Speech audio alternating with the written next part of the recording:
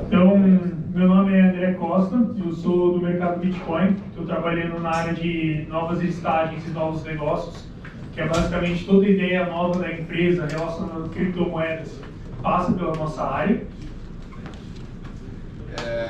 Vou tentar falar um pouco mais alto, mas eu estou há 1 mês e meio na MB. Eu basicamente trabalhei os últimos 4 anos aí em DCM no banco da XP, como DCM proprietário lá, então vim do mercado tradicional e aí agora a gente está lá com... Agora não, né? A gente está há alguns anos quase com uma boutique de IB dentro ali do MB, que tem uma área já de 17 pessoas de DCM e algumas operações pontuais de equity que ali a gente está tocando. E tem uma área que a gente chama de RVD também, renda variável, muito mais focada em investimentos early stage para algumas startups. Tudo isso no ecossistema de tokenização, né? Então, talvez eu seja dessa sala a pessoa que menos conhece sobre blockchain e tokenização, mas nesse último mês já tem sido muito tranquilo e bacana fazer o link entre essas operações de renda fixa e tokenização. Acho que vai ser legal trazer aqui no final para vocês também. Bom, então, com essa apresentação aí, deu para ver que a gente tem 2 backgrounds aqui da mesma empresa e acho que vai ser bem legal essa troca para a gente poder conversar. E vamos levar como se fosse um bate-papo, tá? Então, se alguém tiver alguma dúvida sobre algum tópico, quiser fazer e não estender muito, a gente consegue fazer durante a apresentação, até porque a gente vai falar sobre muitos assuntos. Bom, então, a gente trouxe esse tema meio geral, né, que é tokenização de ativos. É uma coisa muito falada, todo mundo fala que vai ser revolução, coisa que vai melhorar muito o mercado de capitais, mas tá aí, 2019 vem, 2020, 2021, 2022 e nada de tokenização. Nada impactando a vida de ninguém, não está acontecendo nada. Então, realmente é revolucionário, o que vai ajudar? Então, a ideia dessa apresentação é tentar desmistificar isso daí e trazer mais para o dia a dia, explicar um pouquinho mais dessa inovação.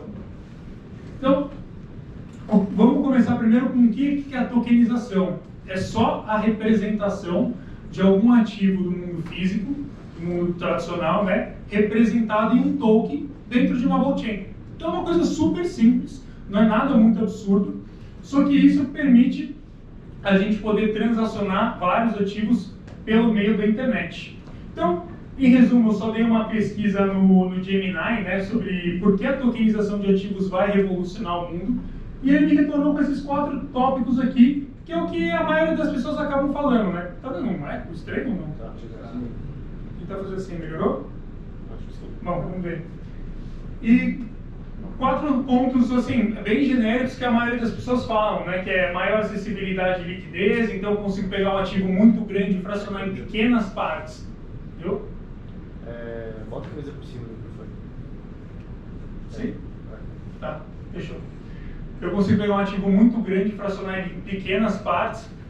Então, eu consigo pegar um negócio de 100 milhões de dólares e permitir que pessoas com 100 reais possam investir 10 reais até R$1, coisa que acontece dentro da nossa plataforma do mercado Bitcoin, por exemplo.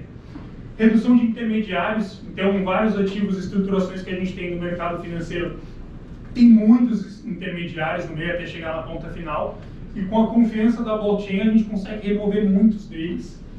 Terceiro, é a transparência e segurança. Então, eu tenho um meio de troca, que é a própria blockchain. Então, eu não preciso confiar em cartório, não preciso confiar no banco, não preciso confiar na empresa. Eu só olho tudo que está na blockchain e todo mundo consegue validar que aquela informação é verdadeira. E, por último, automatização e eficiência, né? Então, tem muito processo hoje em dia no mercado de capitais que é feito na mão, que, aliás, é uma coisa muito legal que a nossa geração não está preparada pelo quão ineficiente é o mercado de capitais hoje em dia. Então, você vai comprar, por exemplo, um imóvel, demora um mês. Se for bem feito, você vai comprar um carro, demora bastante. A gente está acostumado à internet. Se apertou alguma coisa, aconteceu, acabou. E o mercado financeiro precisa evoluir muito para chegar nesse nível.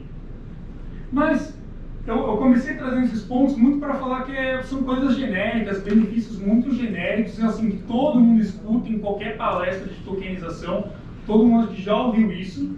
E eu queria trazer um contraponto, assim, sobre realmente os princípios da tokenização, porque isso são benefícios muito pequenos e pontuais para cada tipo de ativo, né? Mas a gente pode olhar de um jeito mais global a tokenização e ver como que isso vai moldar o mundo daqui para frente.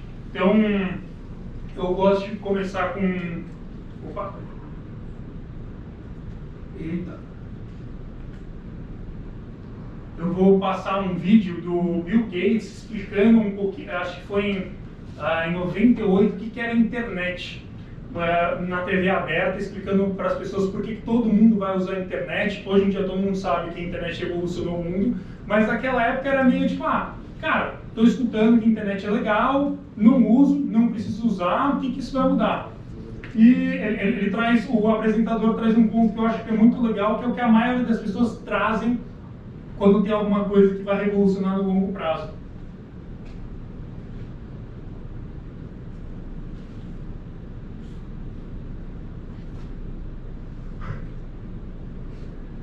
Acho que não foi, né? Vamos fazer assim, ó, mais fácil.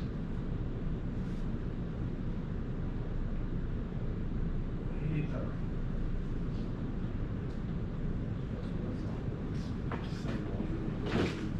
É rapidinho, tá? O vídeo tem menos de 2 minutos. Acho que eu sou A internet, acho que o propaganda está demorando mais. O som tá saindo. Ah, eu vou fazer o DG. Bom, não está saindo som, eu traduzo depois, qualquer coisa vocês pesquisam, o vídeo é bem legal, tá?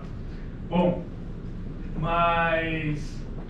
Bom, vocês vão ter que confiar em mim que é realmente isso que acontece no vídeo. Mas, bom, ele pergunta, tá, Bill Gates, o que esse tal de internet aí, o que faz? Por que isso vai revolucionar o mundo? Ele começa a falar de maneiras muito genéricas, né? Por exemplo, voltando aquelas vantagens que eu falei no começo. Bom, a internet vai permitir que você consiga conversar com seu amigo no mundo, acompanhe um vídeo de uma transmissão de um jogo de beisebol. E ele meio que para e fala assim, cara, legal disso da internet, mas, cara, eu já faço isso. Eu consigo ver aqui na minha TV um jogo de beisebol. Eu consigo saber sobre as notícias no papel aqui, no jornal. Eu consigo fazer ligação telefônica intercontinental. Por que eu preciso da internet? E esse é o ponto que para mim, que a inovação da tokenização vai trazer. Hoje em dia, assim, a gente já tem produtos que atendem muito dessas características. Então, se eu quero fazer uma estruturação, que o Felipe até vai mostrar do que o MB já faz, assim, hoje em dia, com o que a gente tem hoje em dia no mundo. Que já tem todas essas demandas, já tem todas essas novidades. Só que a tokenização permite a gente dar um passo além. Então, o que a internet trouxe de inovação, né, que não foi, por exemplo, acompanhar via TV como o Bill Gates trouxe, não foi ver um jogo de beisebol, não foi ver um jogo de futebol, foi conectar rede social, comunicar, todo mundo usando a internet, que trouxe realmente a inovação que a internet é hoje em dia, né? Então, eu vou falar mais sobre os princípios agora sobre a tokenização, né? Então, o primeiro grande princípio que a tokenização vai trazer para o mundo e para o mercado de capitais é a padronização. O que é isso? Por que isso é tão importante? Eu dei um exemplo da internet. Então, a internet, assim, antes de 2000, eu não sei exatamente a data, mas tinha uma época que a internet era uma revolução, cada empresa estava tentando fazer de um jeito, um protocolo específico, e ninguém se comunicava. Então, eram várias aplicações muito isoladas que não tinham muita utilidade. Até que surgiu o protocolo TCP/IP, que foi basicamente um protocolo open source em que todas as aplicações da internet começaram a usar. Com isso, tudo que usava a internet podia se comunicar, usava o mesmo padrão, a mesma linguagem. Então, por que isso é interessante, né? Porque hoje em dia você está usando, por exemplo, seu YouTube, você clicou num link e você abre num website que comunicou com o YouTube. Aí você puxa esse link e joga para o WhatsApp, comunica. Você tem o GPS, comunica, música. E todo esse ecossistema da internet usa o mesmo protocolo de comunicação. Então, hoje em dia na blockchain a gente já tem um padrão desse que o mercado adotou, que é o ERC20, que é um padrão conhecido para tokens na Ethereum. Então, hoje em dia a maioria, se você quiser fazer algum token específico, você pode usar qualquer padrão, como na internet no começo poderia, só que hoje em dia o mercado já está adotando o ERC20 como padrão. Então, se eu tenho um protocolo que aceita esse padrão de token, qualquer pessoa que usa esse padrão para criar algum token, eu consigo usar. Então, tem um protocolo de empréstimo que o dela até trouxe, por exemplo, com a Aave, que aceita RC20. Então, eu vou tokenizar um imóvel. ele é RC20, aceita na AVE. Eu vou tokenizar a carreira de alguém, RC20, aceita na AVE. Então, quando eu já crio esse padrão, esse token desse padrão, eu já consigo acoplar ele no mundo inteiro de DeFi que existe hoje em dia. O que é muito diferente hoje em dia do mercado de capitais. Então, por exemplo, você tem uma ação que ela existe na B3. Ela é diferente do padrão da Nasdaq.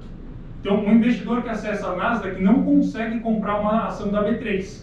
Eu não consigo pegar, por exemplo, um crédito em cima da ação de B3. Eu preciso de um intermediário que tome aquela ação como garantia para eu tomar um crédito ali em cima. Se eu estivesse usando o mesmo protocolo, né, de linguagem, que é o RC20, eu poderia ter esse benefício que hoje em dia a gente não tem. Então, por isso, com essa padronização, esse exemplo aqui da AVE que eu trouxe, que hoje em dia, na verdade, DeFi, né, a gente já tem 155 bilhões de dólares travados em protocolos DeFi, e desses 155 bilhões, a maioria deles, assim, 99,9%, usam esse padrão RC20. Porque você criou um token, você tem acesso a um mercado de capitais de 155 bilhões de dólares mundialmente falando. Outra coisa que é legal da padronização é, por exemplo, uma simples simulação de transferência. Então, hoje em dia, por exemplo, eu vou comprar dólar com real, eu vou ter que cotar a transação com cada empresa. Então, cara, eu vou numa casa de câmbio, quanto que está a cotação do dólar? É essa, eu compro, eu fecho com ela. Como eu uso o mesmo padrão e o mundo